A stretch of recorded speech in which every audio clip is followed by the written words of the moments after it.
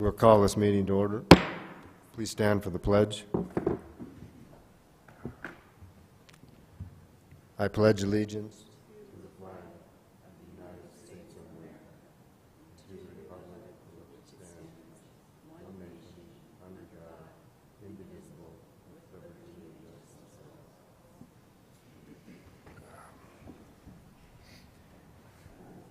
First item of business is to approve the minutes from last meeting. Any comments or?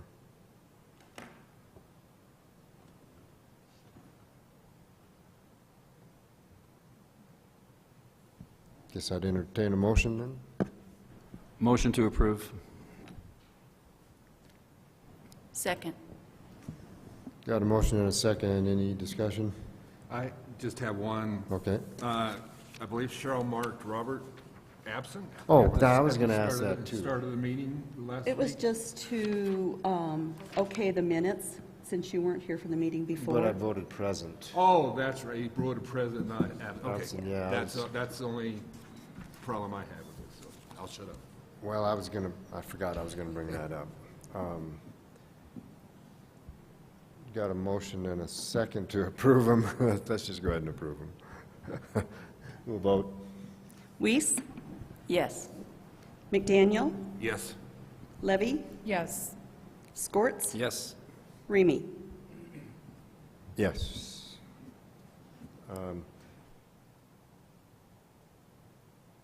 Next item is, anybody from the public want to talk about anything that's not already on the agenda? Seeing none, we'll move on. Public hearing, Nancy, you want to give us a little update on this before we open it up for hearing?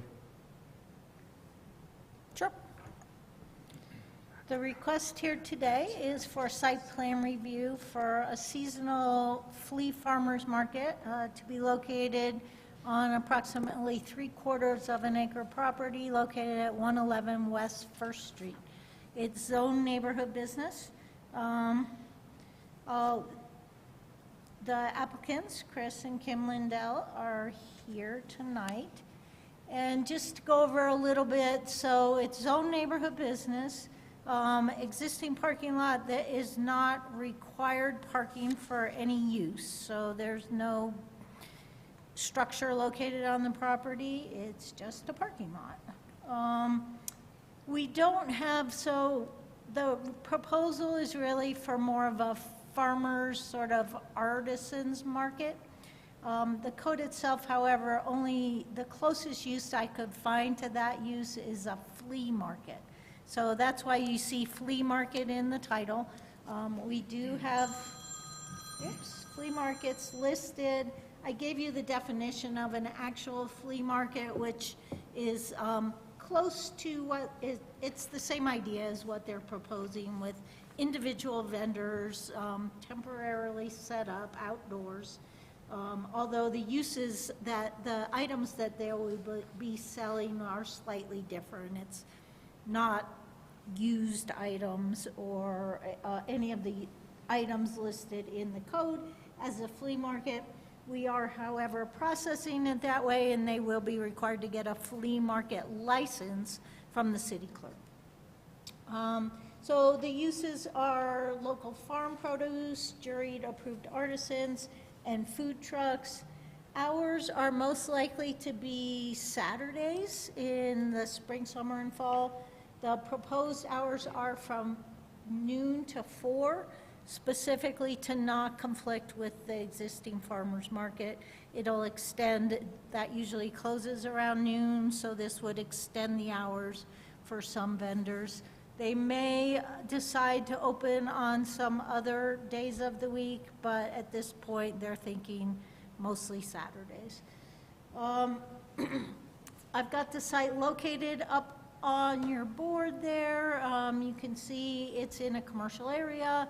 It's adjacent to the city parking lot to the west, and then commercial uses or vacant uses to the northeast, and to the south is a vacant lot.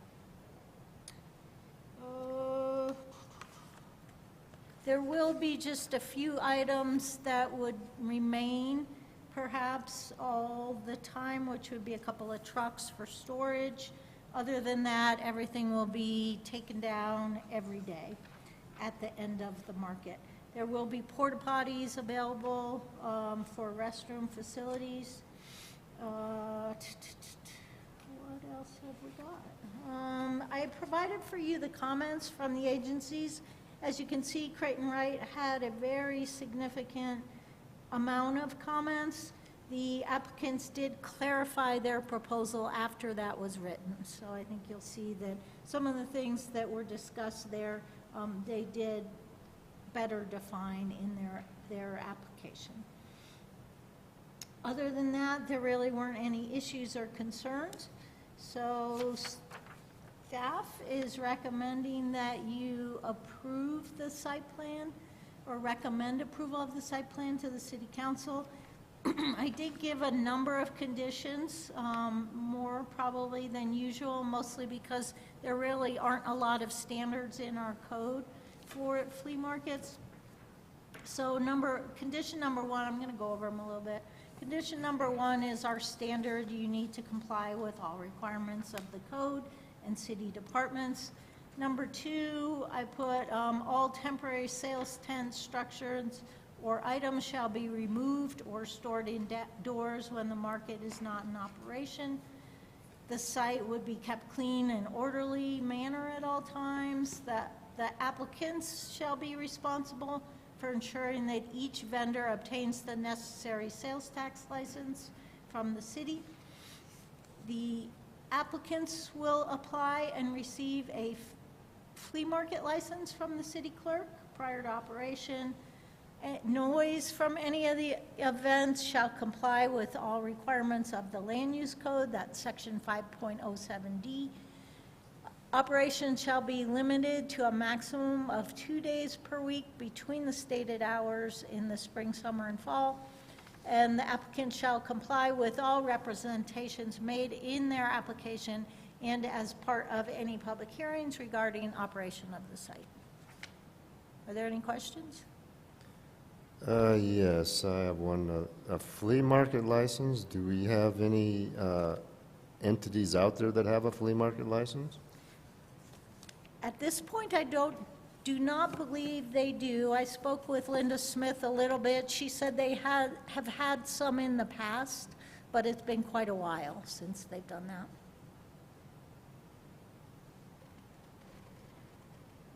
Anyone else have any questions at the moment? Okay. All right, we'll open it for public hearing. Anyone to speak for or against? Please go to the microphone over there. Turn it on and state your name for the record.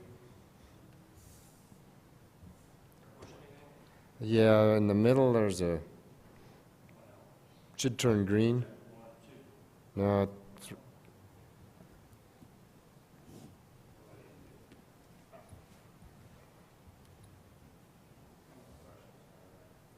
He's not used to using a microphone, I guess.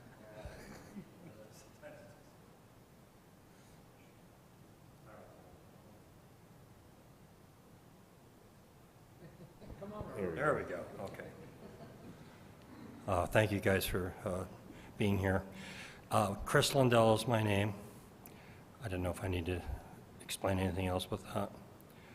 And I think that the idea of this is we own the property, and we'd like to do something somewhat green and interesting with this downtown property. It's a very nice chunk of downtown Cortez. We don't know quite what's going to happen with vendors and who has an interest in showing, but we are comfortable with the times allotted that we've set. I've spoken with the person in charge of the farmers market, and she was like, that's great. Some of our people, some of our vendors would like to spill over time frame wise. They quit at noon, and we would start up then. And you know, you just cross your fingers with the weather and that kind of thing. And I guess the bigger picture down the road is to keep it an open area and not sell it to a high-rise developer or something. That's our dream. is to maybe make a plaza of some sort out of it, a coercive downtown, cohesive downtown, not coercive, and make something happen that way, if we can. It's a really nice space. It's got some provisions right now for water and power, parking and flow, which I've submitted those permits back in 2018 or whatever when we first did the permitting for it. Flea market is not quite accurate as to what we're going to do, I got to tell you, but that's a good, the best place we can start. And we do not plan on selling garbage. We would hopefully be selling really cool stuff, and maybe it would take a year or two to get this up and running, but then maybe you have a really cool market that could expand the afternoon, evening, whatever, you know, into the 4 o'clock range, and have something that shoppers could gravitate towards downtown, go out and have dinner, keep shopping, and congregate. And you got the museum right across the street. Montezuma County Museum is right there. So it's pretty much that's the goal. That's the dream, is to use it and not just develop it in some way that could be a little bit more of a green space for the city. Okay, thank you. Anyone else to speak for or against? We'll close the public hearing and comments from Commissioner. Oh, Maybe Chris answer a few questions? Sure, if you want to Back up comment. and answer a few Sure. questions. Would you mind going back and answering a couple of questions? I assume you left the microphone on? Oh, we're still on. That's okay. I'm hot. John, I just want to say, I think it's an excellent idea, and I think your timing is perfect, because I'm thinking that this summer, nobody's going to want to be inside as long as the sun is shining. They're going to want to be out. And any space that's where that space is, and like you say, it's a location to downtown. You're within walking distance of restaurants. You're within walking distance of the cultural center. The opportunity for vendors to extend their hours by moving from the farmers market over to where you're at. I think that's excellent, and I'm really excited. This is just me personally. I'm really excited to see how you guys are going to grow this idea and this concept. So I want to just thank you for that. And as far as I'm concerned, I think you guys are right on point in trying to make a difference in our community and not destroy our community at the same time, which some people seem to want to do. So, thank you. Thank you, Lance. I'm not sure I heard a question in there. I thought you were going to ask him something. That's a good comment. Well, thank you for your input, because I don't mean to interrupt, but yeah, we've been here 28 years and have seen the growth in the community and really respect that. It's a beautiful area, and it just keeps getting better. I was going to say something else, and I'm not quite sure I remember what it was. So thank you for your comment. Did you have a question? Yeah, I have some questions. So I tend to be more in line with what Creighton's comments were, so could you clarify about the entertainment portion, special events? Is it going to be more than just a farmer's market? Is there going to be live music? Because I will let you know right now that when the park that was Montezuma Park was zoned neighborhood business, they couldn't have live music. The city couldn't do that without going through a special events process. Sure. And so the reason why it can have Third Thursday there now is because it's rezoned a park. There's no more Thursday there? No, there is. It's a park now. It's the zoning Okay, for it okay. is now park Okay. instead of neighborhood okay, business. good. So I got it's it. actually in a, I believe, a different zoning than your property. So there was an issue before under neighborhood business with Sure. live music. Sure. I guess the answer is, if you have something like what's happening at Farmers Market, where it's very low-key acoustic music, is that permissible? And that's a gray area. I would say because what's happening in the at the farmer's market, because they're in commercial central business district, Sure. that's their zoning. So they're actually, even though they're like right by where you are, they're in a different zoning. And you're in neighborhood business. And so, you know, theater is not allowed in neighborhood business, and that's the closest thing I could think of that would relate to any kind of performance venue space. I can tell you, when I spoke with the director of the farmer's market, she said that the music itself, low-volume music, Yeah. draws people Right. in a big way. I'm sure And it I does. understand, you're trying to stick to code. I'm sticking to the code. Yeah, That's I my get it. job. You know, so if I have a small sound system and I'm broadcasting a pre-recorded thing like anybody else might in the city, is that permitted? You know, and if we have an agreement for sound pressure levels to be within a certain range, is that permitted? That would be under the noise ordinance, so Yeah. that would be different. But when you're talking about performances, then that triggers something differently, I believe. Okay. What do you suggest? I'm not here to suggest that's staff's role. I'm here to bring up questions and concerns I have with your application. The other one is, you mentioned 180 days, but if you actually do the math in 2 days a week, the maximum would be 80 and not 180 in your application. We didn't quite get that right, and my actual intent is very few, maybe twice a month throughout the summer, spring and fall, you know. Right. So I'm, Unless it picks up, and then if Right. people are enjoying it, then maybe increase it, but I don't know how to project that.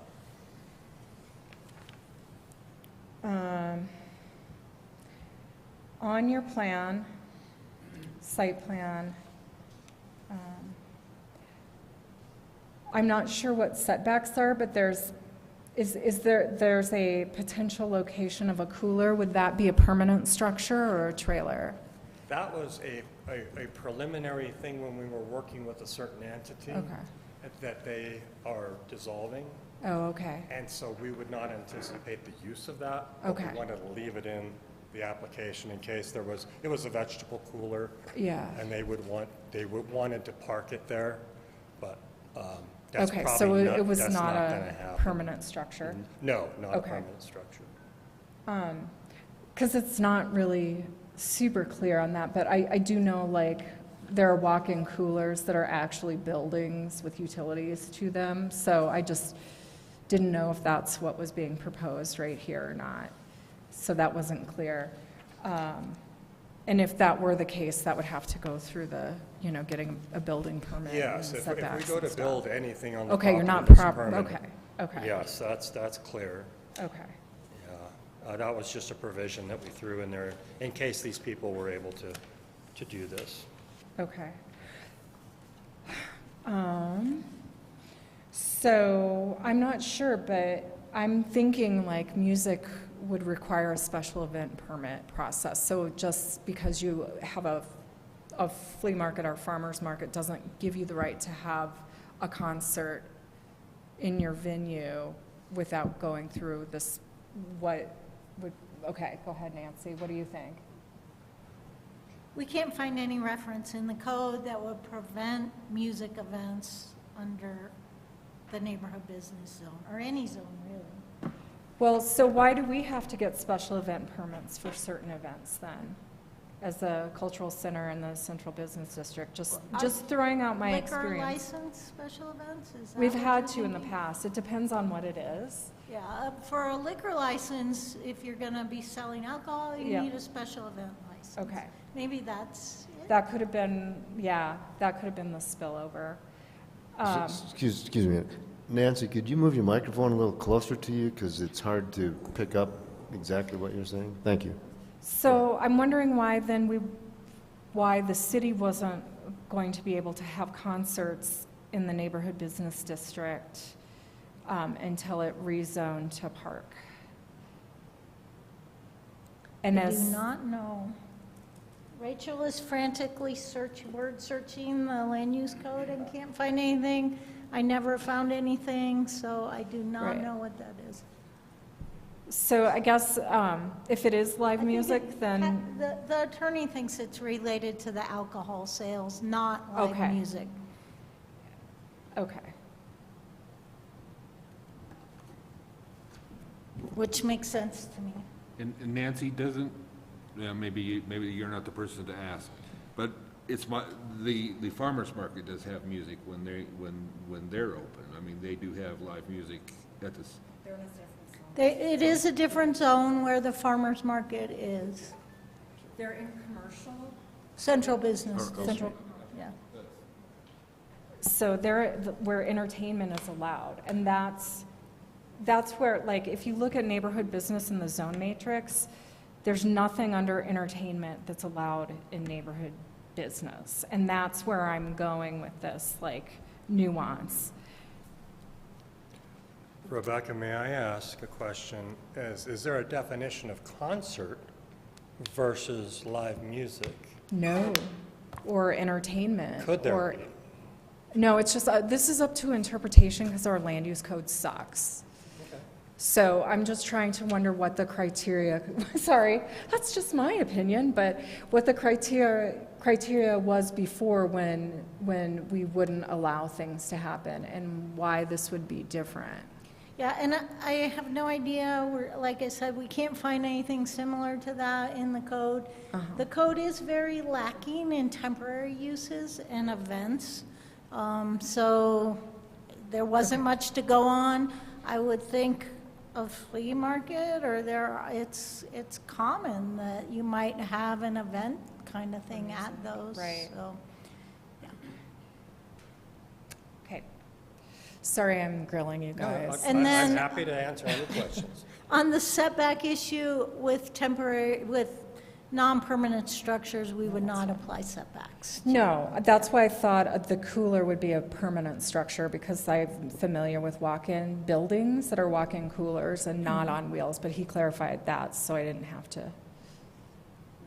And if that's something that gets constructed, that'll go through a process when it gets proposed. I get that.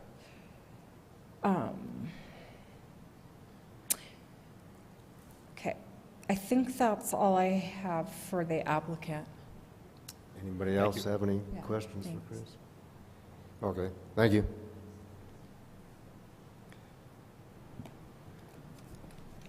Any comments among the commissioners other than what Lance has already said? I have staff and discussion stuff. For the condition, one of the conditions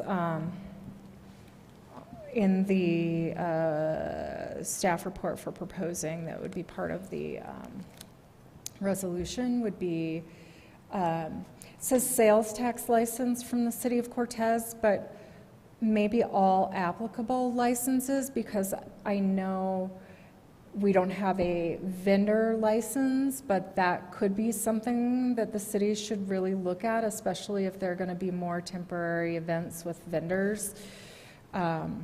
Most other cities that have farmers markets have vendor licenses and vendor permits. So I would just want it not to reduce the language to just being sales tax license. That's number 4.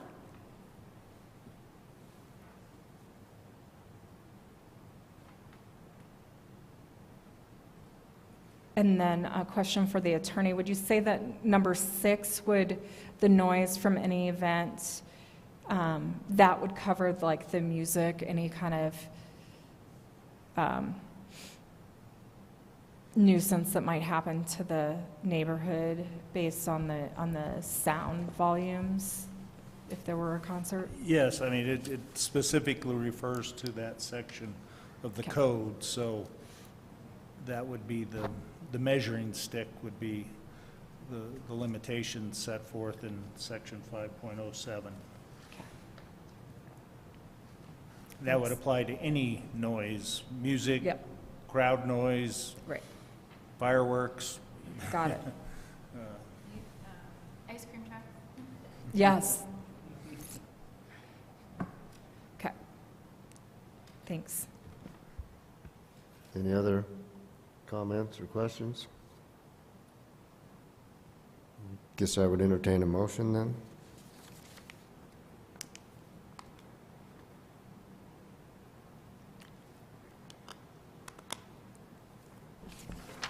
I move that we choose alternative 4 above, and that we approve this application to move on to City Council for their approval.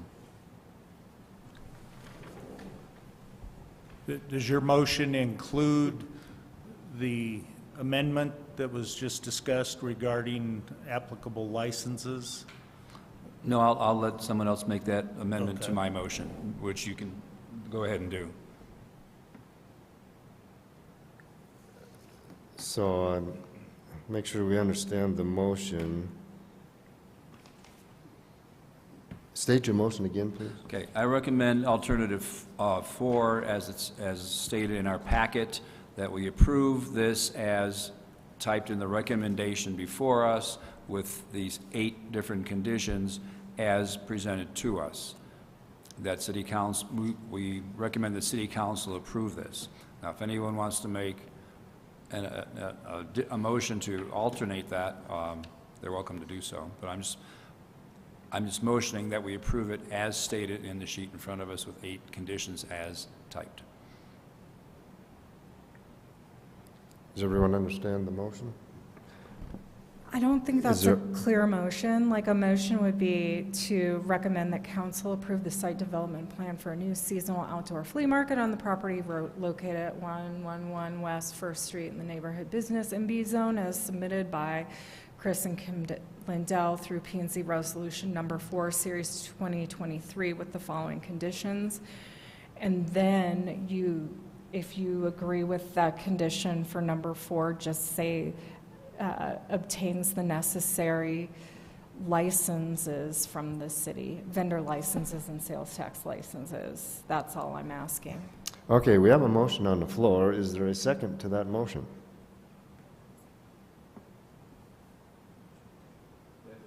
Well, it's his motion. Now, it can die for lack of a second, but it's his motion.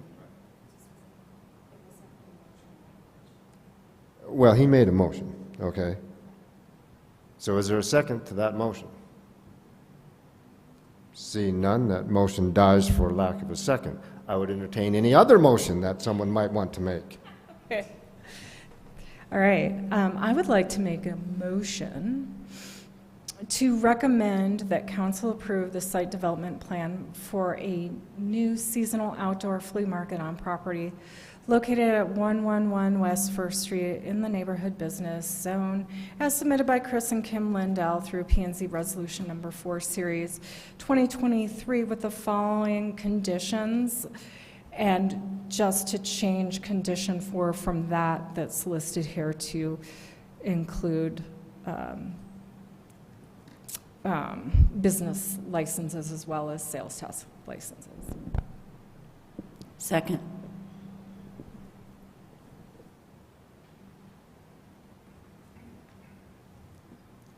We've got a motion and a second. Is there any discussion?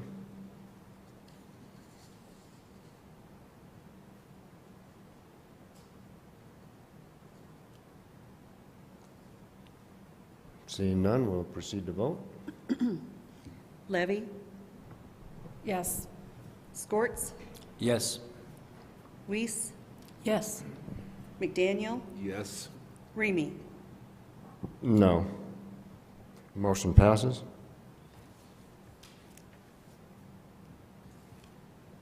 Thank you. Next item of business is a review of a county development. Nancy, would you highlight us on this, please? Sure, so the first one is a proposal to rezone from AR 35 to heavy industrial and subdivide. This is a very similar project to the one that you already reviewed a couple months ago, and we wrote a letter to Montezuma County with your concerns on. It's almost the same project. They have pulled it back slightly, so some of the heavy industrial is not now right up against the residential developments on Gateway Drive, but for the most part, it's very, very similar. So it's back in front of you. The other thing that they addressed a little bit more in the submittal is that they put in a statement that they will work with CDOT and do a traffic study as far as the impacts on County Road L. Bring it back, I don't know if you want to change any of your concerns at all. I guess at this point, it's, like I said, very similar to what you saw before.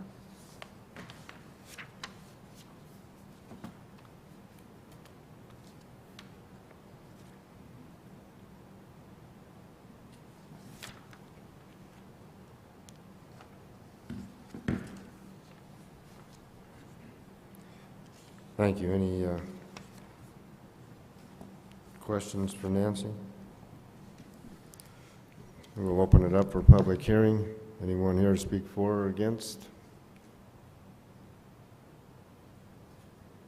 Seeing none, we'll close the public hearing. Any commissioners got comments? I do. I'm very disappointed that the only question they seem to have answered in our last recommendation to them, and the facts that they missed, weren't complying with the master street plan and anything else. And I'd like to also object to them using the heavy industrial rezone when a warehouse and a loading dock would be perfectly fine, either zone commercial or just industrial. It doesn't need the hazardous waste or the hazard industrial heavy zoning to accomplish what they say they're trying to accomplish. So I would add those all to what we need to send back to them. I think they're playing games with us, to be quite honest with you, and I'm very disappointed in them, in their overuse, in my opinion, of the industrial heavy zoning designation, and that's my opinion.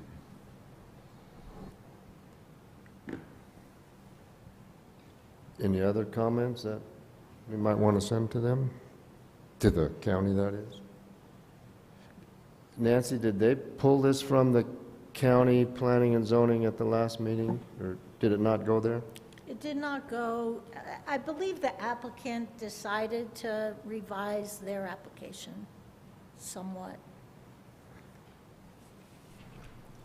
And I agree, I don't think it was in compliance with our comments. So probably pretty much the comments we had last time would be the similar comments that Lance was making this time. Yes, I didn't see any real reason to change your comments or change the letters. I mean, it's slightly better, but the same issues are there. Mr. Chair, I have a kind of a combination question and comment. Maybe Nancy can help. In reviewing the county's packet, it specifically lists CDOT comments under its own heading, and then it has a heading of other concerns, but nowhere in there do I see city concerns. The staff and you know, they're required by statute to refer it to us for review, and in the same manner that they're required to refer it to CDOT for review, yet it does not appear that the staff believe that the city's comments, now they may have, some of our comments may have been sprinkled throughout as other concerns, but there's nowhere that I can find that it says the city of Cortez stated XYZ are concerns. And so perhaps an amendment to your concern letter that you sent the first time around would be that you would hope that the county staff would provide the specific concerns expressed by the city of Cortez in their staff report, as it does with other referral agencies. So you're looking at the county? Yeah, the county's Well, report. just to clarify, this is not the county's report, this is the applicant's Okay. submittal. Because, yeah, they And pulled then it. you're looking at my report, which, in this case, the county actually sent us what CDOT's comments were, which is unusual. So I put those in my report to these folks so that they could see the concerns from CDOT. Okay, so I see, so Yeah. you've got your agenda item, and then you have a staff report. Okay. Yeah. So does the county report contain the city's comments? I haven't seen You the haven't- county's report. Okay, so they presumably they generate it after they receive the comments. I'm just wondering, so we haven't seen what they generated after the last time we provided comments. Right. That would be interesting to see, because if, you know, if they're not incorporating the specific comments that you all provide, it's almost a waste of time to review their application and give the comments, other than you're statutorily obligated to do it. I think we felt that way a few times. You got a question? Yes, welcome to this discussion. Patrick, one thing the city and the county does not have is a intergovernmental agreement, which is usually pretty common with municipalities and counties, specifically incorporating any kind of proposed development within the county, and if we had a future land use plan, which we don't, so we'll ignore that, or a like radius within the city's boundaries, like from the city's boundaries. So like if there's a 1 mile radius, for example, or especially if something's pretty much abutting city limits, there should be some kind of an intergovernmental agreement potentially. I know I can't direct you because we don't have that kind of power, but I would love to know if that is a discussion that the two planning commissions could eventually, or the staff or legal could look at developing, because it's a continual issue that we only have review oversight regarding the master streets, and it's statutory. Otherwise, we don't have anything. It's funny you should ask, because right before this meeting, actually, I was meeting with the county and other municipalities in the county and a land use code consultant that they've hired to discuss that very issue. Yay, thank you. It would at least set out some parameters for why we're even here talking about it, and maybe then that could be like a process where that would get into their report, into the report as an agency comment. So thank you for that. I'm so excited. Good job.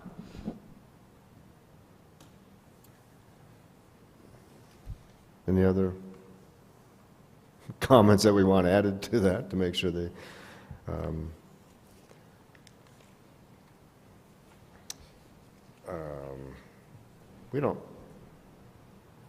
we don't make a motion on this, do we? No, We I can just, resend the letter, I guess, is what we Yeah. thought, and say, I "Oh, just- you didn't do and much." hope that the letter makes it into the agency comments. I've been saying this for 7 years, so thank you so much, because every time it comes up to that we have a county proposal that we're reviewing and asking for comments on, we don't have an IGA. So thank you, guys. Thank you, thank you. You might add to the comment that, maybe Patrick would like to see it show up at the next county meeting, but no, don't do that. Okay, I guess we're going to the next item then, Nancy? If I could find my report, it would help. So this next one is another county review, It is located at 7231 Road 25, which is within our 1 mile area of influence, but there's no road plan there for County Road G, so there's not really much to say. The idea here is they're doing a 4-lot subdivision, I believe, for 4 single-family homes to be built. Normally our review, we focus on the road, our master road plan, and whether or not there's any comments for that, or any requirements to upgrade it. In this case, I don't know why, but within the 1 mile area of review, it's not within the road plan. Any questions for Nancy? Okay, thank you. No unfinished business. Any other items of business?